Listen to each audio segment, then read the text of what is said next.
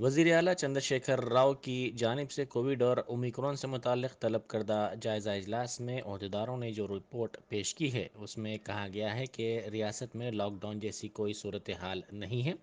اس اجلاس میں وزیر اعلیٰ نے کرونا کے معاملات میں اضافے کے پیش نظر ریاست کے تمام سرکاری دواخانوں میں ہر طرح کی بنیادی سہولیات کی فراہمی کو یقینی بنانے کے ساتھ ساتھ بستروں، آکسیجن بستروں، ادویات، ٹیسٹنگ کٹس ضرورت کے مطابق دستیاب رکھنے ریاستی وزیر صحت اور محکمہ صحت کے عہدیداروں کو ہدایت دی۔ انہوں نے عام آدمی کو معیاری طبی خدمات کی فراہمی کے لیے حیدرآباد کی طرز پر مزید بستی دواخانے قائم کرنے کا فیصلہ کیا۔